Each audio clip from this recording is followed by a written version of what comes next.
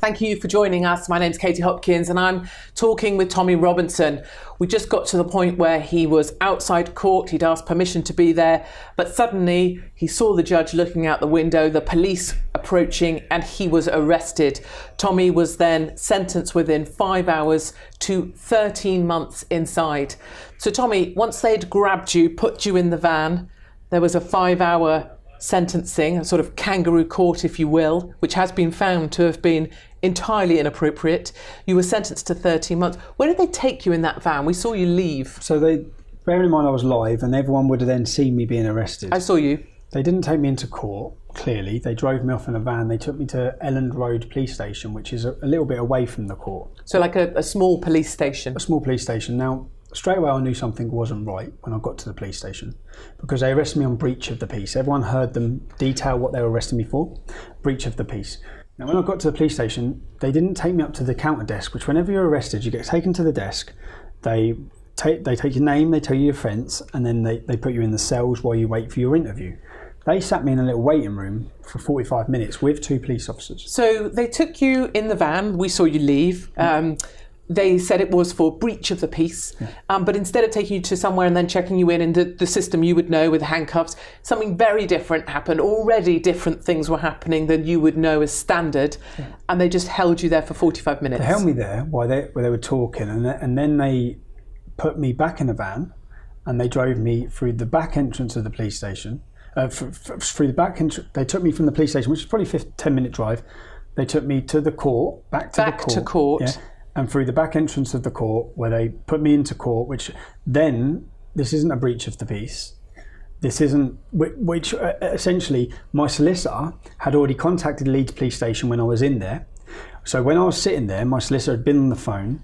They told my solicitor I was being released. They told her I was being released. So automatically my solicitor then, there's no problem. She's fine, you're being released. So they took you to hold you effectively in a room, and then when your solicitor rang, they were releasing you in the van, but they were driving you back through the back entrance of court, which is pretty odd.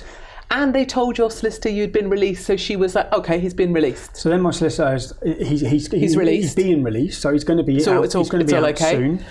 You're now in the back entrance of court. I'm in the back. I've been brought into court in the van, and then I'm brought into court. And the first thing I say again is, I need to speak to my solicitor.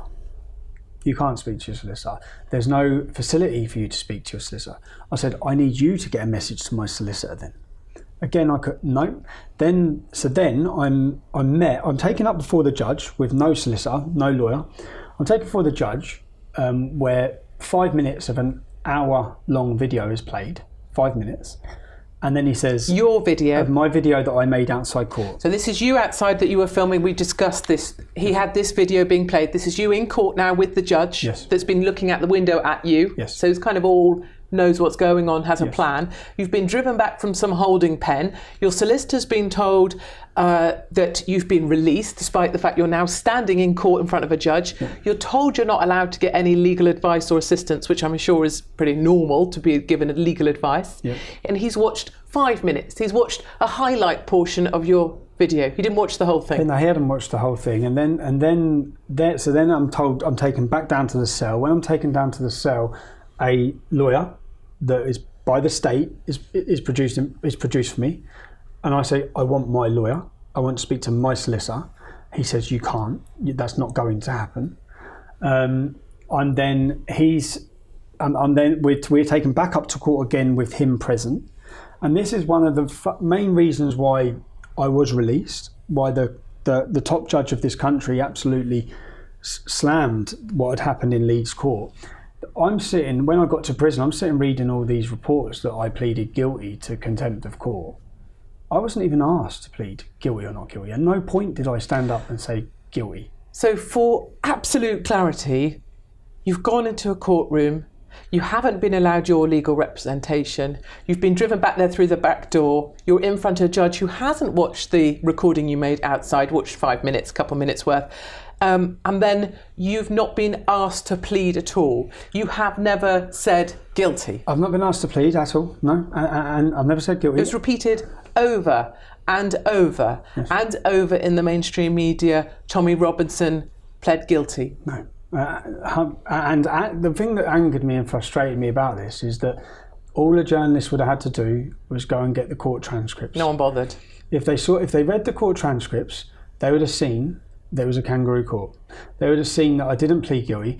They'd have seen. Do you know, Tommy, one of the things, and it's the thing that really, really bugs me, is all of these experts. I love the word expert, don't you? These people that call themselves barristers online. They were so clear about why it was absolutely right that you were found guilty, that you pled guilty, that you shouldn't have been there, why it was absolutely justified, that the judge was impeccable in his decision making, and the mainstream media lapped up the advice of these experts, and it turned out every single one of them was wrong. Do you know what?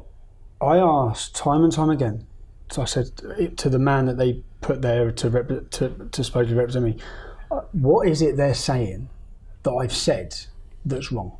Yeah.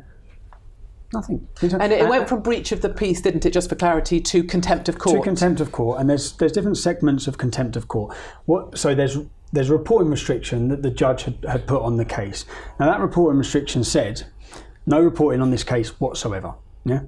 Now there's nowhere to find what that said because it wasn't on the door, it wasn't on the screen. The government were recommended in 2014 that they must have a national website for journalists to check. They haven't made one. So there's no way of knowing that, but that's what it said. But what they don't realise is he doesn't have the power to no reporting on this case whatsoever. If the information's in the public domain, now remember as well, no journalist challenged this reporting restriction. No journalist ever challenged these Muslim grooming gang reporting restrictions. What happened then is he sentenced me to 13 months of contempt of court. He then enforced a reporting restriction. Yeah, so we weren't allowed to tell the story of you then being arrested and charged and being sent inside for 13 months. We weren't allowed to write that up as I normally would have because there was a ban on me or anybody reporting, and indeed people had already written a report, removed their reports. Well, and apparently it's this ban, this section 4, that apparently I've been sent to prison for breaching this reporting restriction. Now, as you've said, some newspapers run stories. Breitbart, others, of course. And then they had to remove them. They breached the same law that I've just been sentenced to 13 months for. Now, if you read the law, this is where it gets. When he sentenced me to 13 months, if you read contempt of court law, the judge is not allowed to issue a reporting restriction. The reason for this is, under contempt of court, you don't have a jury. So you have a judge who is he arrests you and he's the executioner. He arrests you and he sentences you. He hears you, he tries you, he convicts you. Now, how much power that puts in a judge's hands to be able to sentence you without anyone else, that's too much power that by law, he has to instantly let the public know. Anyone can read these laws. So I've gone through everything when I was in prison. Let me just summarise where we're at. You're outside reporting. You are arrested. You're held somewhere peculiar, not logged in, that aren't allowed access. Your solicitor's told you've been released. Actually, you've been taken to court. You've never pled guilty. You were never asked to even plea. Now you've been locked up. You've taken inside for 13 months on the word of one man who watched 5 minutes of your clip and on no one else's authority. You're now locked up inside a prison for 13 months. Yes. Let's move to prison. How does prison work? When you get to prison, first of all, you're walking in just as you are. What happens to you? So that people understand how the British system is. I'm not sure how the British system is. When you get to prison, as I was with this time, I was booked into reception and I was put on an induction wing. You go on a wing of prisoners, probably 100 prisoners, 3 levels, and I was put in my cell. And straight in your cell? Straight in my cell. Dressed like this? Yes. You don't have to put on a special outfit? So prison clothes. But then if you have your own clothes, you can wear your own clothes. Obviously, I only had what I was wearing. So you were in those clothes? Yeah, I think I had a prison jumper and prison tracksuit bottoms. So grey track. And then I'm put in my cell, and then you're on the induction wing, and then your door would open. So you'd spend a week or two in the induction wing getting inducted into the prison system. Okay, you're moving ahead because, of course, you've lived this. Okay. I'm coming into prison now. I'm going into my cell. I've been given grey tracksuit bottoms and a grey jumper, so I'm now a prisoner. Yeah. It kind of matters to me, this idea of clothes, because this idea that suddenly I've gone from being me to being, I'm now a prisoner. You're now a prisoner. You're given prison boxers, prison socks. And then you're in your cell. Describe to me the cell. Describe what I'm seeing. The cell is just a bed, a metal frame bed with and it's not a mattress. It's like a blue. Oh, those blue squidgy little foam pads. They are really. But in the prison cells, they're about that thick. And they're wiped clean, aren't they? They're that sweaty stuff. And you're given a bed sheet, and you're given the same blue mat like that as a pillow, but a rock hard blue mat. You're given that. Then you're given a plate and a TV. Do you get another sheet? Do you get like a duvet blankie thing? Depends what prison. So you get like a blanket, an orange blanket, and you get a TV. So that people understand. Every single prisoner in the UK, when they arrive at prison, you're given a TV. It's part of being a prisoner. And what about is there like a so I'm thinking hotel room en suite here. So go with me. Okay. So is there a toilet with a door? There's a bed. At the end of the bed, there's a toilet. Yeah. Just a toilet pan. Yeah, not actually a normal toilet, like it's chrome, silver. Those shiny toilets you see on the TV or something. Shiny toilet you sit on. But no door. No door, no. It's at the end of the bed, and then you have your prison door here, and then there's usually a little thing that they open. For a little hole in the door. A little hole that they can open the prison door, and then you have your window. And depending again what prison you're in, your window's at the end of your bed, and they open probably that far. Oh, those sort of blocky windows. Yeah, blocky window, and then there's usually sometimes a cage around the window. Have you got a sink? You have a sink next to the toilet. And then in cells like that, you'll then have to put like a tall boy, as they call tall boys. Like a dresser. Like a dressing table sort of thing, a wooden one there, which will have two drawers to put things in the drawers, and then if you want to write a letter, you'd sit there. You'd get a seat, a plastic seat that's all in one that you can sit on. Then you can sit on and write a letter. Yes. What about stuff? A clock, a toothbrush. You get prison, deodorant, like stuff you might travel with. You get prison issue, so prison toothbrush, prison toothpaste, prison deodorant. You get your starter pack. Here's your starter pack. You're in jail, and then you get all of those things, and then you that's it. And then you're locked, and then you become part of the prison regime. Now, as a prisoner, you have a regime where your door will open at 8 o'clock. You'll be taken out of your cell to go to work, because it depends what prisons you're in and what the regimes are, and then you'll be open for breakfast. And then you'll go to work, and then you'll have an hour and a half association. So on the prison wing, you'll have snooker tables, pool tables, table tennis tables, and the prisoners will be allowed out for probably 2.5, 3 hours a day, where they'll play pool. You can have computers, PlayStations, all of that stuff. That's the Did you have that? So when I arrived in Hull. I only spent 2 days on the induction wing. I was then moved. They come and got me and said, you're being moved to the hospital. And I understood, so that people understand. In 2012, I spent time in prison. I spent under a 10-month sentence, where I spent 5 months on solitary confinement. When you're put in solitary confinement, which is the block of a prison, it's the punishment section. If someone stabs someone in prison, they get put down the block. When you're in the block, you have none of these things. You have a blue mat. That's it. You don't have anything that you can smash, because most of the people who go down the block are there for smashing their cells to pieces, for hurting people. So as a punishment, you're not allowed anything. So you just have a blue mat. So you lay on the blue mat. You have no TV. You have nothing like that. Now, I'd done that in 2012, and 5 months when I come out of prison, I suffered a lot after that, because legally, you're not allowed to spend, I believe, more than 28 days like that for mental health issues.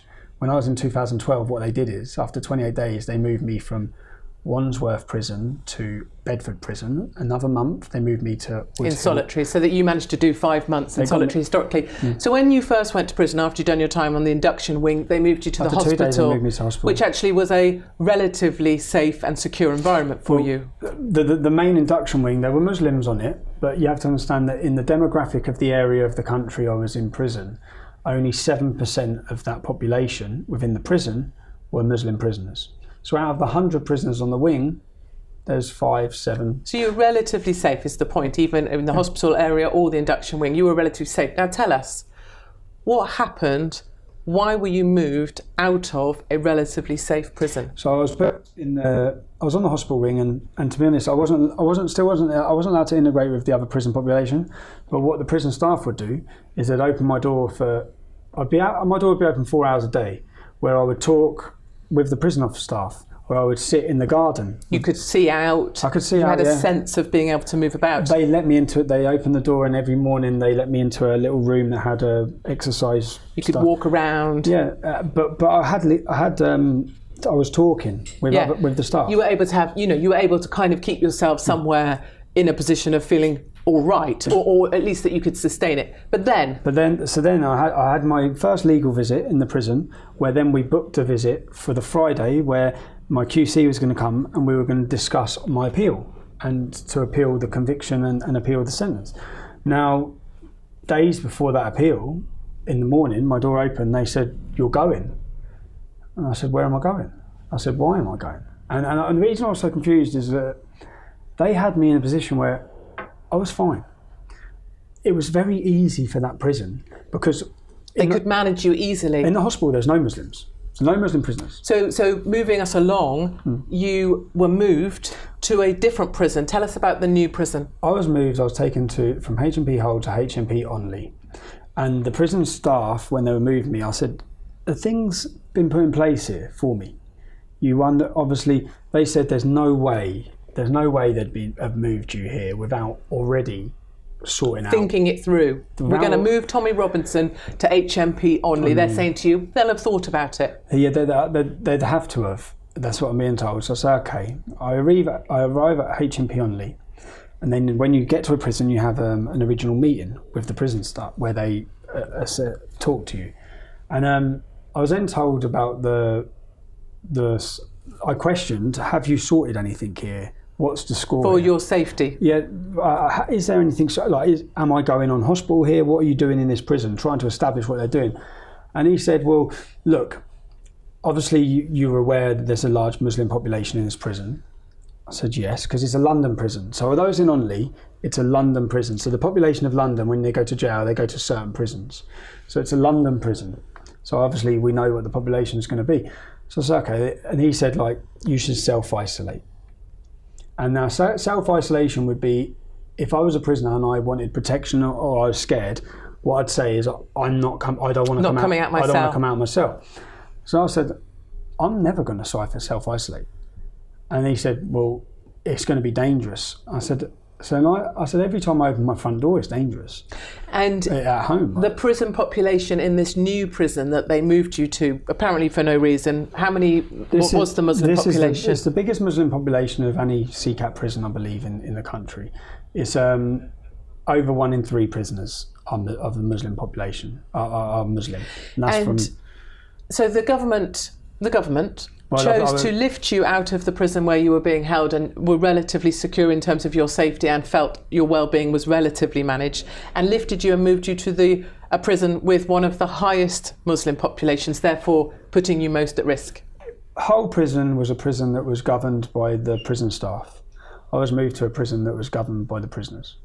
So many prisons in our country are taken over, and the men in the prison, the prisoners, control how things go. Hull was very different. Hull was controlled by, and I believe that's probably due to the low demographic of immigrants here. But you would say HMP Onley is controlled by the prisoners? Well, the prison, if you look at their last government investigation into the prison, it failed at everything. It was deemed an unsafe prison. Has anyone ever explained to you why they moved you to one of the highest Muslim population prisons in the UK? I tried to ask this, and I was threatened when asking this. I put in a complaint saying that I've sent you. I put a complaint saying you've moved me from a 7% Muslim population to a 30%. And when I told them I wouldn't self-isolate, so one thing that has to be cleared, and then people have to understand, I never once asked for protection.